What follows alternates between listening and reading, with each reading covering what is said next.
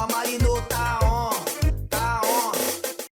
Eu queria dar as boas-vindas a esse cidadão do mundo que eu aprendi a admirar muito, que eu aprendi a amar, inclusive, porque tem o coração cheio de amor, de esperança, de solidariedade, e que a gente sabe que foi uma liderança que se forjou na luta, né? Desde a adolescência, desde o movimento estudantil.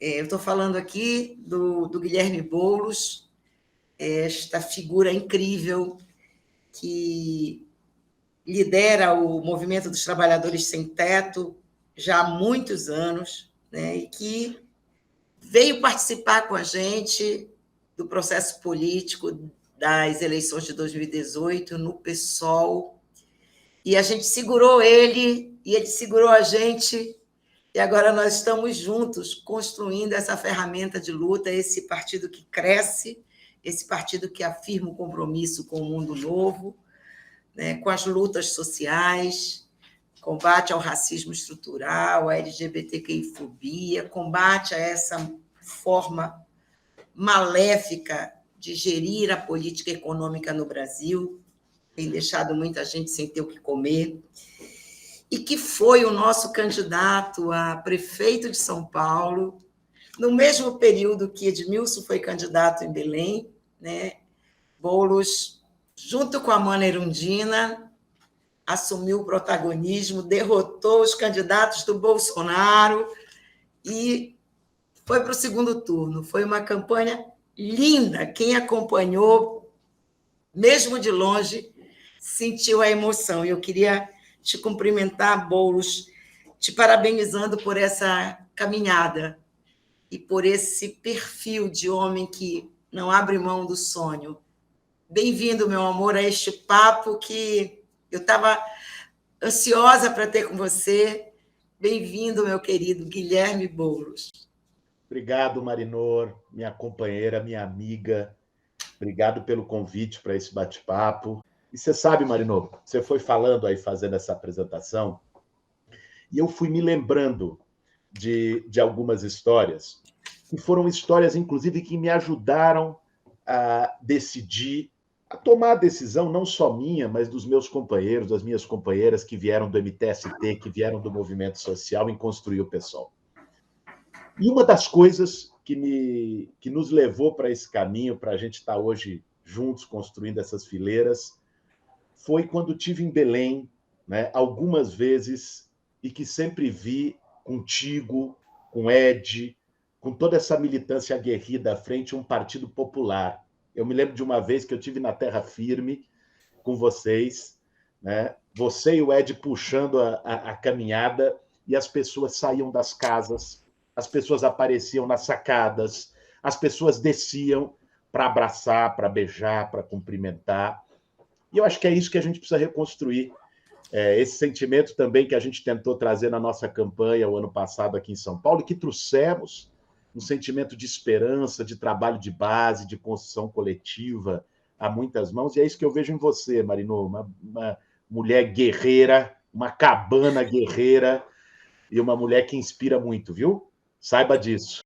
Então, Guilherme, a gente tem feito muitas lutas aqui no Pará, na Amazônia, e essa característica que tu tratas com tanta deferência das nossas lutas estarem umbilicalmente vinculadas às lutas do povo, né? Reagindo à brutalidade do capital, aos modelos excludentes, sobretudo este modelo que toma conta aqui da nossa região da Amazônia, de exploração dos nossos recursos minerais, dos nossos recursos hídricos, das nossas florestas, da nossa biodiversidade de um modo geral, né? E o quanto isso tem causado dificuldades para a sobrevivência digna do nosso povo, né? Populações indígenas, populações quilombolas, os extrativistas, os camponeses, as mulheres, que são a maioria da sociedade, né, que vivem excluídas economicamente, socialmente, e que têm sofrido os impactos. Eu digo sempre, eu estou assumindo um mandato parlamentar e para nós que fazemos esse debate sobre a importância da construção partidária, não há sentido estar ocupando espaços, mesmo de pequenos ou maiores de poder, se não for para ajudar a melhorar a vida das pessoas. E tem que ser a partir da ótica das pessoas, das suas reais necessidades, a partir das suas histórias de vidas e dos problemas que elas precisam superar. Né? E você tem histórias também muito vinculadas a essa luta, né? A tua história lá em julho de 2014, né? Quando vocês fizeram a ocupação do terreno da Volkswagen em São Bernardo, né? Isso foi muito marcante na tua história, né, Boulos? E foi marcante também nesse teu processo de decisão, de estar atuando como uma liderança, e eu acho que tem muita semelhança com o que tu falaste da nossa participação ativa na política. É isso, Marino. Companheira, a política só vale a pena se for para realizar os sonhos que a gente acredita. A política para ser mais do mesmo, a política para a gente reproduzir velhas práticas, a política distante do povo, distante da luta, vira politicagem. Então, o que eu aprendi no movimento social, militando há 20 anos no movimento social, foi a importância da gente não perder o nosso pé no barro. O Frei Beto tem uma frase muito forte, que é o que eu levo para mim, que é: a nossa cabeça pensa onde o nosso pé pisa. Então, nós temos que estar sempre pisando ali junto com o povo, pisando nas ocupações, pisando nas aldeias indígenas, pisando nos territórios quilombolas, pisando na luta dos trabalhadores e trabalhadoras, na luta feminista, na luta do movimento negro, na luta de todas as causas populares. É ali que nós temos que estar. É ali que é o nosso lugar. Essa é a política que nós temos que fazer. Você sabe, Marinor, que muita gente chegou para mim antes da campanha e começou a dizer: Boulos, não vai dar certo, nem entra. A gente estava com 3%. Nem entra, porque você vem de sem teto. A sociedade te vê como invasor de terra.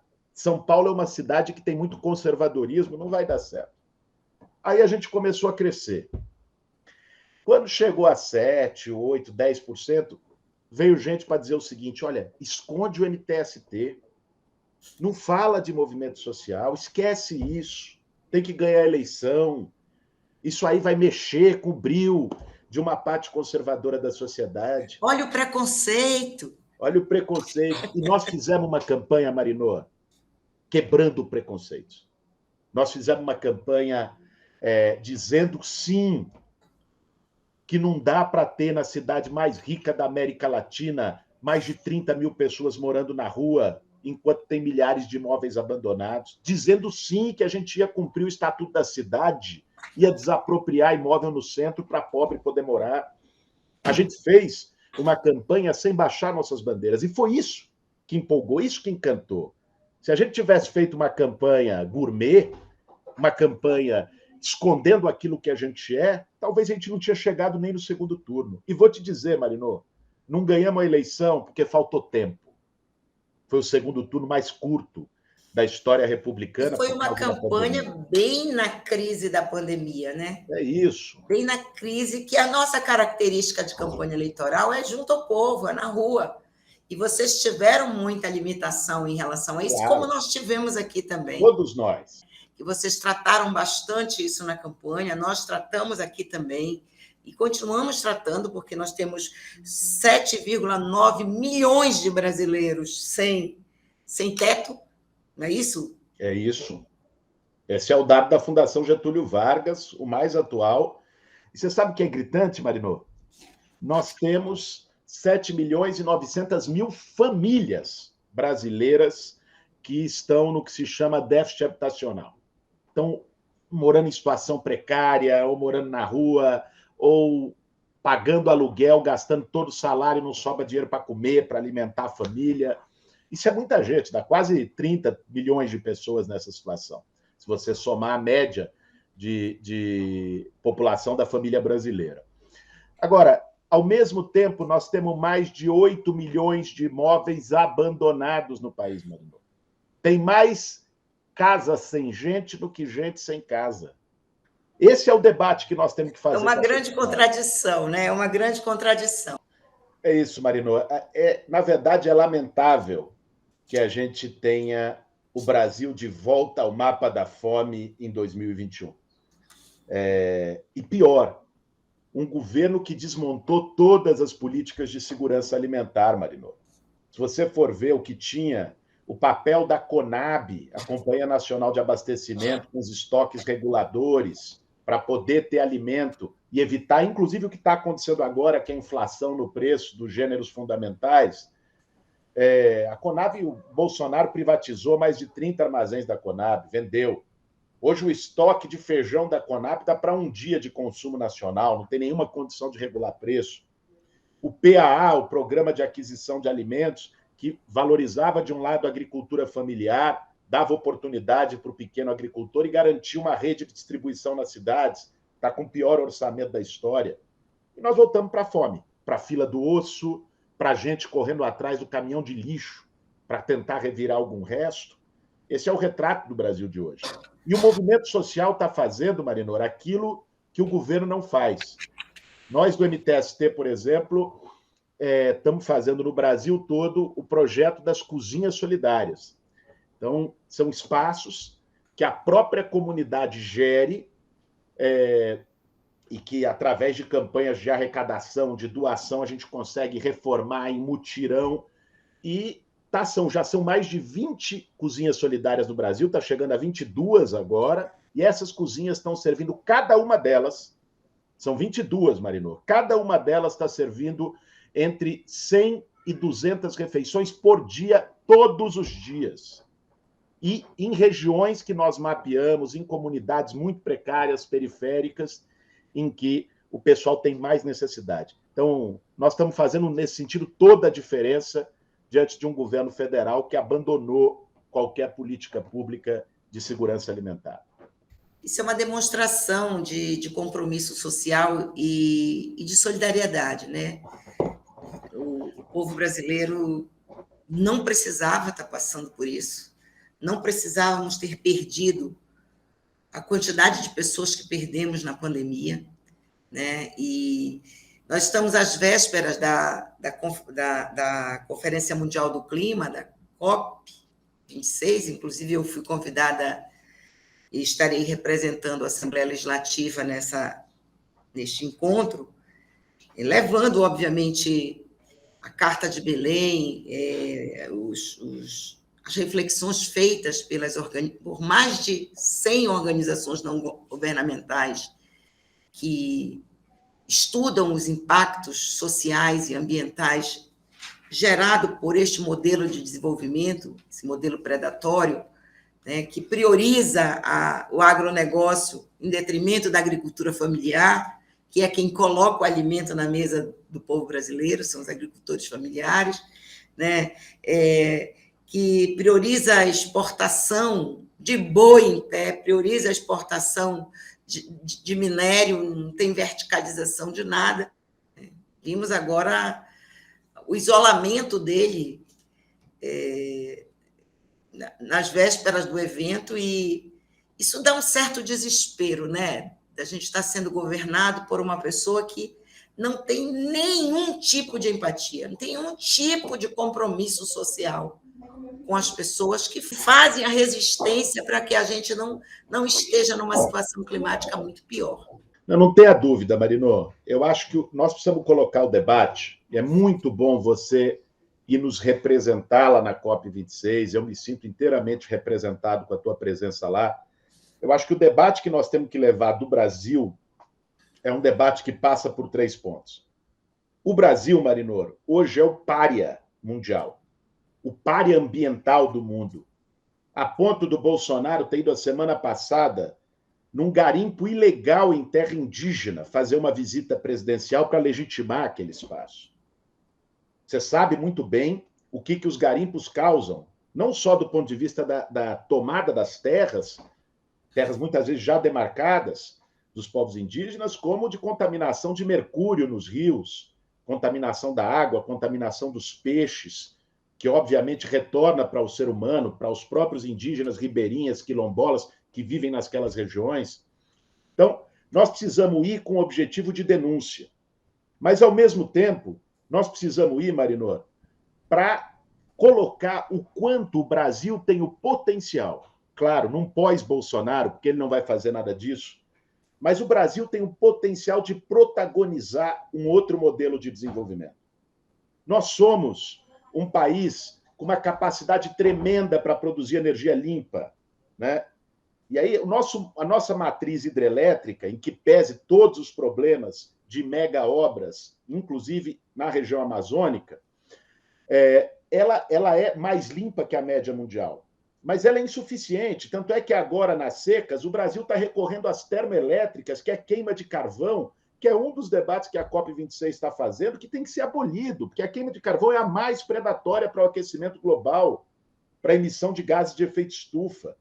Então, nós precisamos discutir energia solar, energia eólica no Brasil.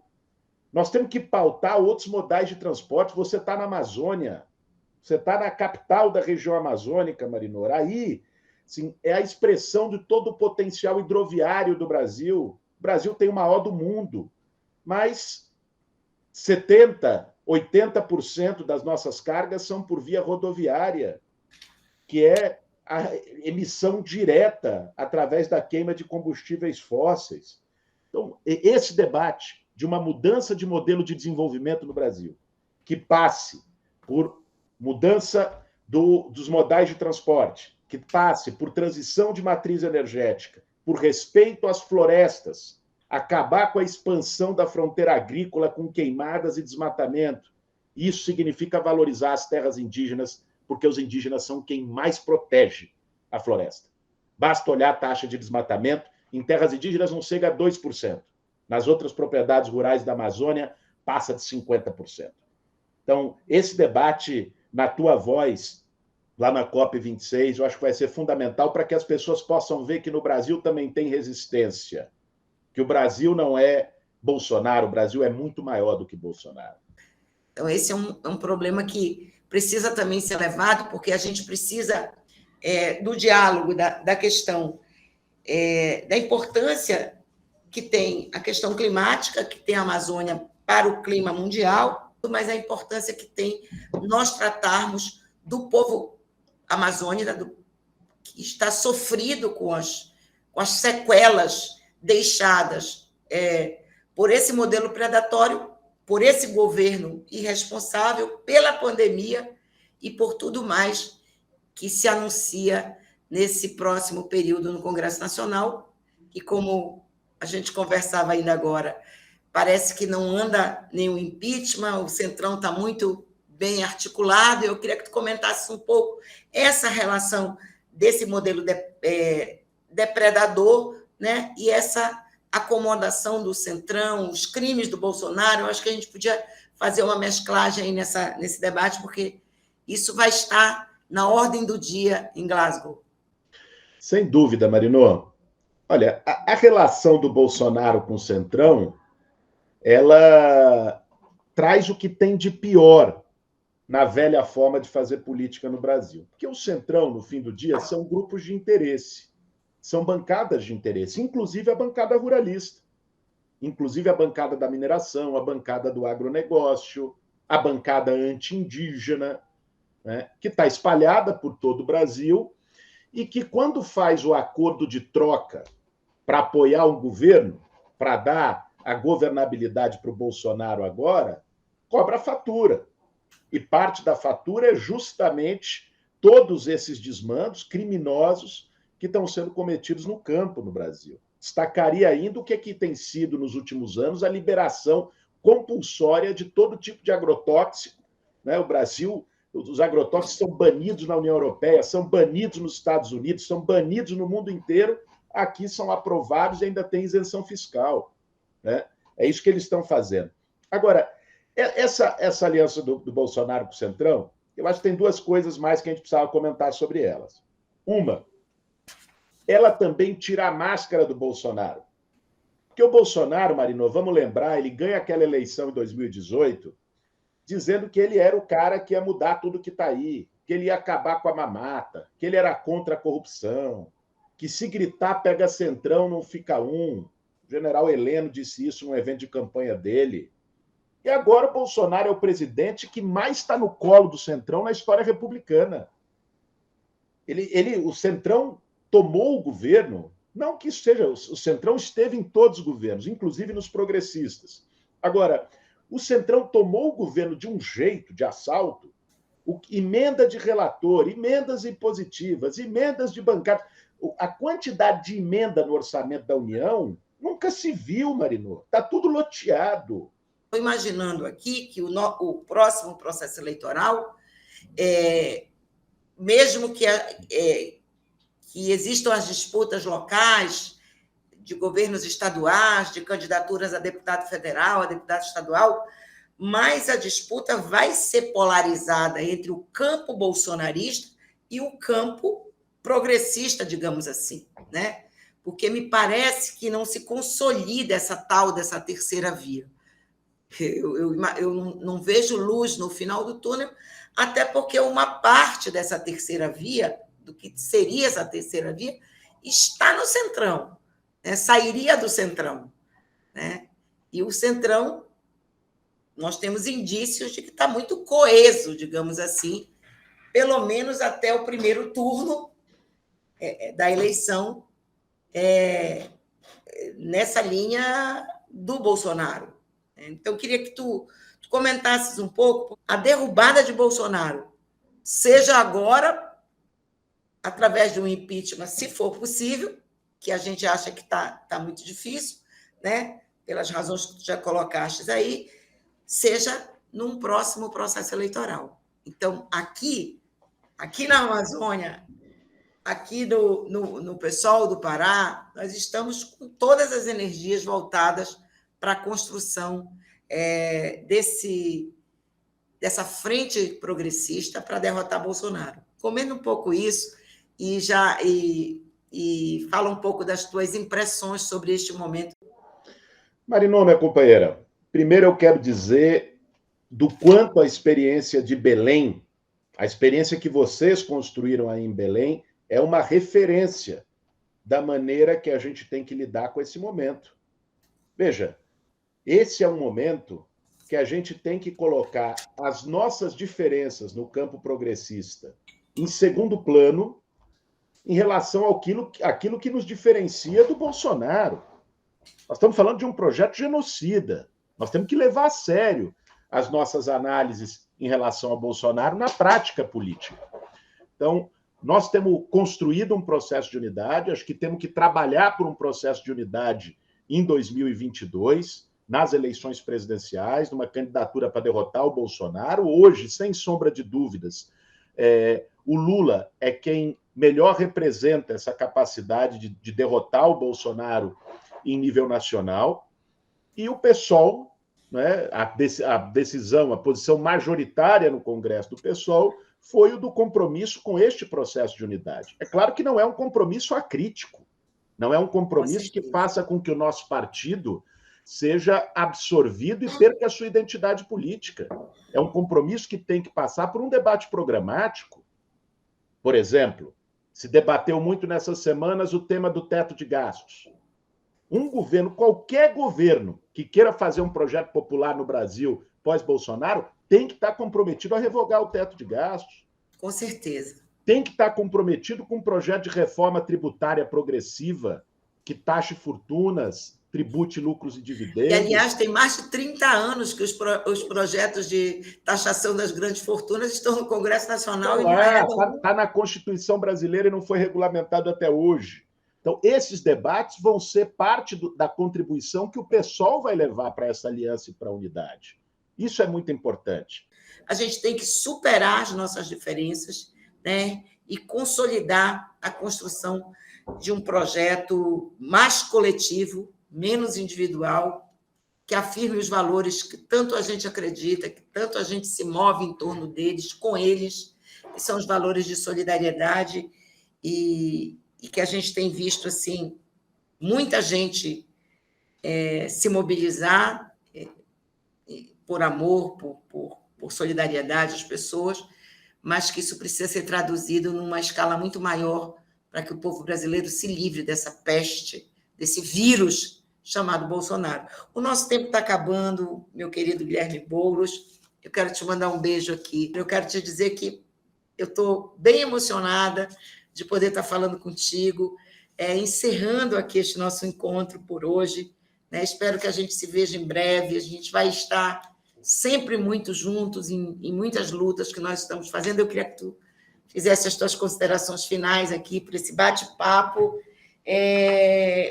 te desejando muita sorte nos desafios que estão colocados para ti como liderança, para o teu povo aí de São Paulo, né, que são nossos irmãos, que são pessoas de todos os lugares do mundo, de todo o Brasil, que são da Amazônia também, mas que estarão, se Deus quiser, ao teu lado, ajudando a mudar São Paulo. Obrigado, Marino. Obrigado, minha companheira, pelo convite, por esse bate-papo aqui. Estava com saudades. Ainda que virtualmente é bom a gente se rever. Espero que tão logo seja possível a gente se veja pessoalmente, seja aí no calor de Belém, seja no friozinho aqui de São Paulo, mas quero muito te ver os companheiros e companheiras, deixar meu forte abraço a toda a nossa militância combativa do PSOL de Belém e do Pará, meu forte abraço e desejo de recuperação plena ao nosso companheiro, o prefeito Edmilson, e muita boa viagem para você, para a Escócia, para ir para a COP26. Vai ser um compromisso fundamental, Marino, ter você como parte de uma delegação que represente o Brasil de verdade lá na COP26. O Brasil que está preocupado com os indígenas, com os quilombolas, com a Amazônia, com a vida, com o povo. Estamos muito juntos, minha companheira. Conta com a gente aqui para o que você precisar e vamos para cima. Beijão. Beijo grande, Guilherme. A gente vai terminando esse bate-papo por hora, né? Com um compromisso que está no coração da gente se reencontrar e continuar caminhando juntos, em defesa do povo brasileiro, no combate às diferenças regionais, que tanto deixam aqui o nosso povo vulnerável, por uma política que afirme o compromisso com todas as regiões do Brasil, com as populações indígenas, com os quilombolas, com os extrativistas, com os camponeses, com as mulheres brasileiras, com as mulheres aqui da Amazônia, que levantam todos os dias a bandeira da resistência em defesa dos seus filhos, da sua família, do nosso povo.